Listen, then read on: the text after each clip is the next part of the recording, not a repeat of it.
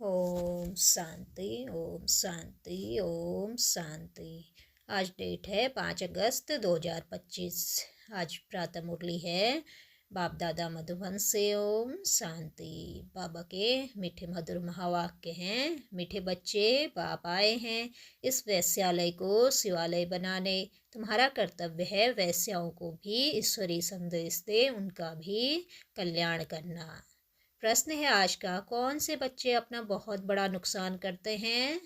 उत्तर है, जो किसी भी कारण से मुरली पढ़ाई मिस करते हैं वो अपना बहुत बड़ा नुकसान करते हैं। कई बच्चे तो आपस में रूठ जाने के कारण क्लास में ही नहीं आते, कोई ना कोई बहाना बनाकर घर में ही सो जाते हैं। इससे वे अपना ही नुकसान करते हैं, क्योंकि बाबा ने तो रोज कोई ना कोई नई युक्तियाँ बताते रहते हैं। सुनेंगे ही नहीं तो अमल में कैसे लाएंगे? तो बाबा कहे, रूठने के कारण क्लास कभी छोड़ना नहीं है, अपना नुकसान नहीं करना है। अच्छा, ओम शांति।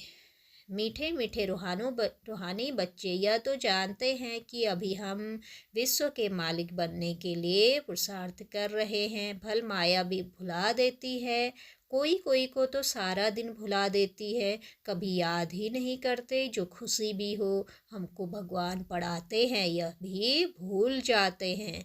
भूल जाने के कारण फिर कोई सर्विस नहीं कर सकते। रात को बाबा ने समझाया, अधम ते अधम जो वैश्याएं हैं उनकी सर्विस करनी चाहिए। वैश्याओं के लिए तुम ऐलान करो कि तुम बाप के इस ज्ञान को धारण करने से स्वर्ग की, विश्व की महारानी बन सकती हो। साहूकार लोग नहीं बन सकते, जो जानते हैं, पढ़े लिखे हैं, वह प्रबंध करेंगे। उन्हों को ज्ञान देने का तो बिचारी बहुत खुश होंगी, क्योंकि वो अभी अबलाएं हैं, उनको तुम समझा सकते हो। युक्तियाँ तो बहुत ही बाप समझाते रहते हैं। बोलो तुम ही ऊंच ते ऊंच, नीच ते नीच बने हो। तुम ही ऊंच ते ऊंच थे तो तुम ही नीच ते नीच बनी हो। तुम्हारे नाम से ही भारत वैश्यालय बना है, फिर तुम शिवालय में जा सकती हो। यह पुरुषार्थ करने से तुम अभी पैसे के लिए कितना गंदा काम करती हो, अब यह छोड़ो। ऐसा समझाने से वह बहुत खुश होंगी। तुमको कोई रोक नहीं सकते, यह तो अच्छी बात है ना। गरीबों का है ही भगवान। पैसे के कारण बहुत गंदा काम करती हैं, उन्हों का जैसे धंधा चलता है। अभी बच्चे कहते हैं हम युक्तियाँ निकालेंगे सर्विस वृद्धि को कैसे पाएं। तो बाबा आज विशेष वैश्याओं को भी समझाने की बात कर रहे हैं, क्योंकि बाबा तो हैं ही गरीबों के निवाज, गरीब निवाज। तो आगे बाबा कहे, कोई बच्चे कोई न कोई बात में रूठ भी पड़ते हैं, पढ़ाई भी छोड़ देते हैं। यह नहीं समझते कि हम नहीं पढ़ेंगे तो अपना ही नुकसान करेंगे। रूठ कर बैठ जाते हैं, फलानी ने यह कहा, ऐसे कहा, इसलिए आते नहीं हैं।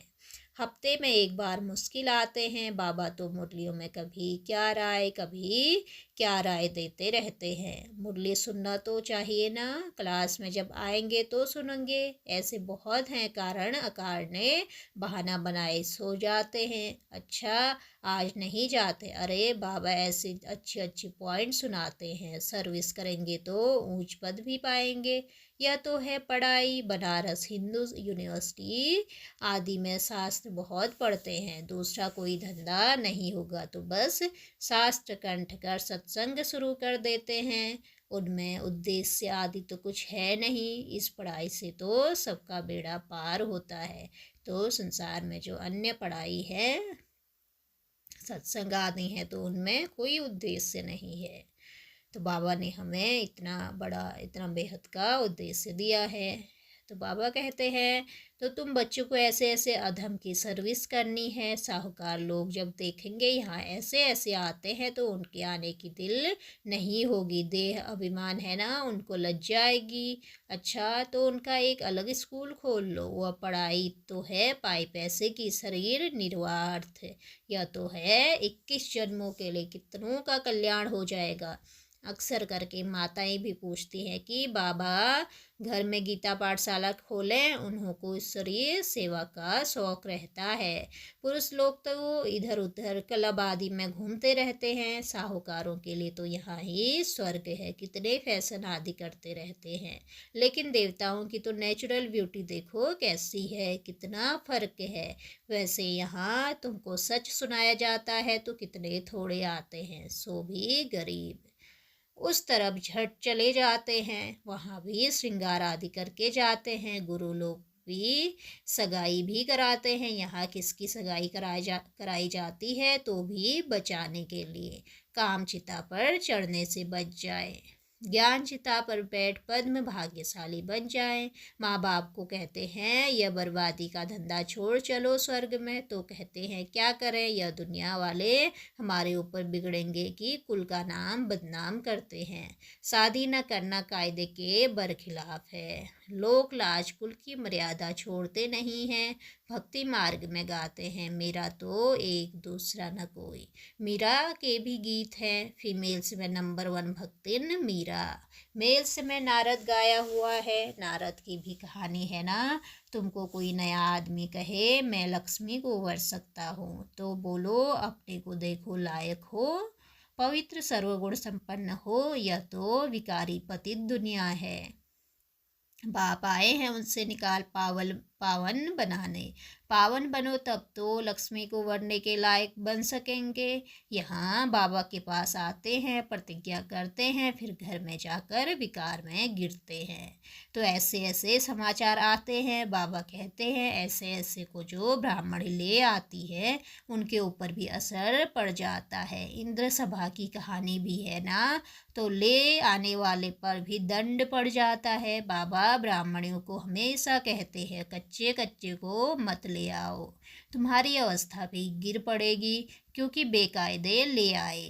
वास्तव में ब्राह्मणी बनना है बहुत सहज, 10-15 दिन में बन सकती है। बाबा किसको भी समझाने की बहुत सहज युक्ति बताते हैं। तुम भारतवासी आदि सनातन देवी देवता धर्म के थे, स्वर्गवासी थे, अब नरकवासी हो, फिर स्वर्गवासी बनना है तो यह विकार छोड़ो, सिर्फ बाप को याद करो तो विकर्म विनाश हो जाए। कितना सहज है, परंतु कोई बिल्कुल समझते नहीं है। खुद ही नहीं समझते तो औरों को क्या समझाएंगे। वानप्रस्थ अवस्था में भी मोह की रग जाती रहती है। आजकल वानप्रस्थ अवस्था में इतने नहीं जाते हैं, तमो प्रधान है ना, यहाँ ही फंसे रहते हैं। आगे वानप्रस्थियों के बड़े बड़े आश्रम थे, आजकल इतने नहीं हैं। 80-90 वर्ष के हो जाते हैं तो भी घर को नहीं छोड़ते, समझते ही नहीं कि वाणी से परे जाना है, अब ईश्वर को याद करना है। भगवान कौन है यह सब नहीं जानते, सर्वव्यापी कह देते तो याद किसको करें। यह भी नहीं समझते कि हम पुजारी हैं, बाप तो तुमको पुजारी से पूज्य बनाते हैं, सो भी 21 जन्मों के लिए। इसके लिए पुरुषार्थ तो करना पड़े। बाबा ने समझाया है यह पुरानी दुनिया तो खत्म होनी है, अभी हमको जाना है घर, बस यही तात रहे, अर्थात यही फिक्र रहे। यहाँ क्रिमिनल बात होती ही नहीं। बाप आकर उस पवित्र दुनिया के लिए तैयारी कराते हैं। सर्विसेबल लाडले बच्चों को तो नैनों पर बिठा कर ले जाएंगे। तो अधर्मों का उद्धार करने के लिए बहादुरी चाहिए। उस गवर्नमेंट में तो बड़े बड़े झुंड होते हैं, टिप टॉप हो जाते हैं पढ़े लिखे। यहाँ तो कई गरीब साधारण हैं, उनको बाप बैठ इतना ऊंच उठाते हैं। चलन भी बड़ी रॉयल चाहिए। भगवान पढ़ाते हैं, उस पढ़ाई में कोई बड़ा इम्तिहान पास करते हैं तो कितना टिप टॉप हो जाते हैं। यहाँ तो बाप गरीब निवाज है, गरीब ही कुछ ना कुछ भेज देते हैं। 1-2 रुपये का भी मनी ऑर्डर भेज देते हैं। बाप कहते हैं तुम तो महान भाग्यशाली हो, रिटर्न में बहुत मिल जाता है। तो बाबा कहते हैं तुम बहुत महान भाग्यशाली हो, रिटर्न में तुम्हें बहुत कुछ मिल जाता है। यह भी कोई नई बात नहीं है, साक्षी हो, ड्रामा देखते हैं। बाप कहते हैं बच्चे अच्छी रीति पढ़ो, यह ईश्वरीय यज्ञ है, जो चाहे सो लो, लेकिन यहाँ लेंगे तो वहाँ कम हो जाएगा। स्वर्ग में तो सब कुछ मिलता है। स्वर्ग में सब कुछ मिलना है। बाबा कहते हैं यहाँ लेंगे तो वहाँ कम हो जाएगा। बाबा को सर्विस में बड़े फुर्त बच्चे चाहिए, सुदेश जैसी, मोहिनी जैसी, जिनको सर्विस का उमंग हो। तुम्हारा नाम बहुत बाला हो जाएगा, फिर तुमको बहुत मान देंगे। बाबा सब डायरेक्शन देते रहते हैं। बाबा तो कहते हैं यहाँ बच्चों को जितना समय मिले याद में रहो। इम्तिहान के दिन नज़दीक होते हैं तो एकांत में जाकर पढ़ते हैं। प्राइवेट टीचर भी रखते हैं। हमारे पास टीचर तो बहुत हैं, सिर्फ पढ़ने का शौक़ चाहिए।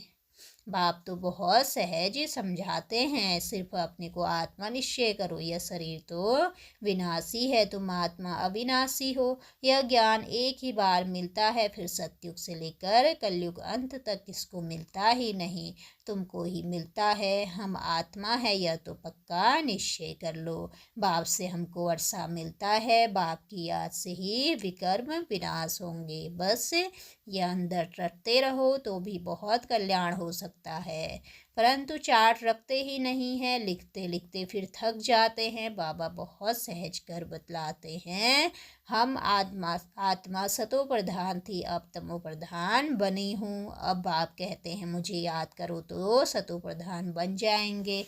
कितना सहज है, फिर भी भूल जाते हैं। तो बाबा कहते याद कितना सहज है, फिर भी भूल जाते हैं। जितना समय बैठो अपने को आत्मा समझो, मैं आत्मा बाबा का बच्चा हूँ। बाप को याद करने से स्वर्ग की बादशाही मिलेगी। बाप को याद करने से आधा कल्प के पाप भस्म हो जाएंगे। कितना सहज युक्ति बतलाते हैं। तो ऐसे ऐसे बातें भी करनी है। सब बच्चे सुन रहे हैं या बाबा खुद भी प्रैक्टिस करते हैं, तब तो सिखलाते हैं ना। तो बाबा कहते हैं यह बच्चे, मैं बाबा का रथ हूँ, बाबा मुझे खिलाते हैं। तुम बच्चे भी ऐसे समझो, शिव बाबा को याद करते रहो तो कितना फ़ायदा हो जाए, परंतु भूल जाते हैं। बहुत सहज है।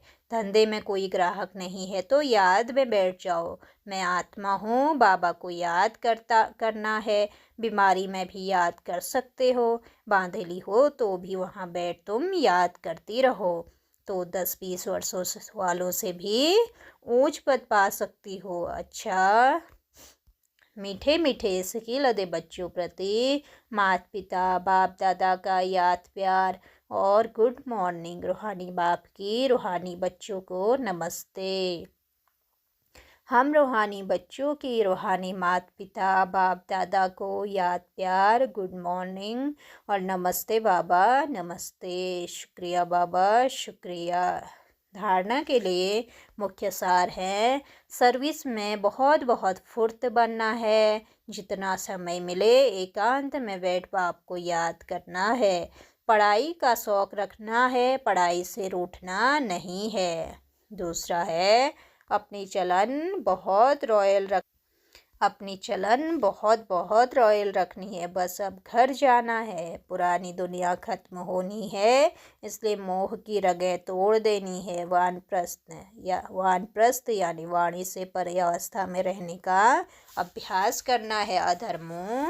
अधमों का भी उद्धार करने की सेवा करनी है। वरदान है आज का, श्रेष्ठ वृत्ति द्वारा वृत्तियों का परिवर्तन करने वाले सदा सिद्धि स्वरूप भव। श्रेष्ठ वृत्ति द्वारा वृत्तियों का परिवर्तन करने वाले सदा सिद्धि स्वरूप भव।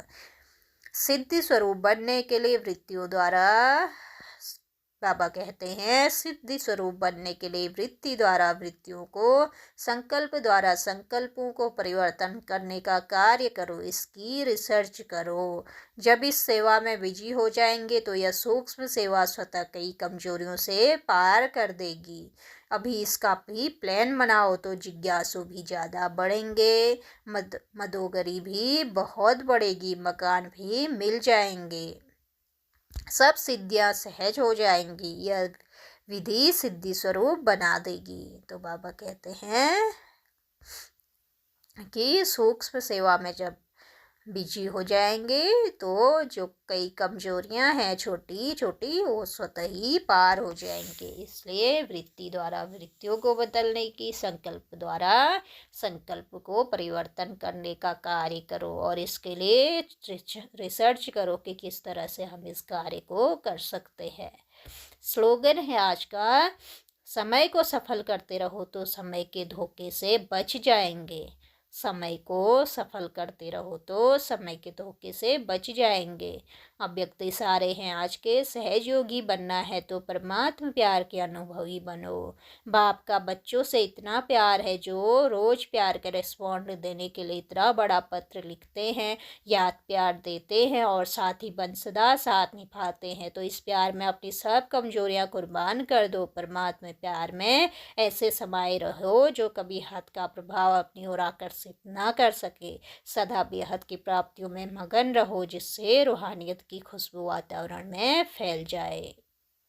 तो हम इस मुरली से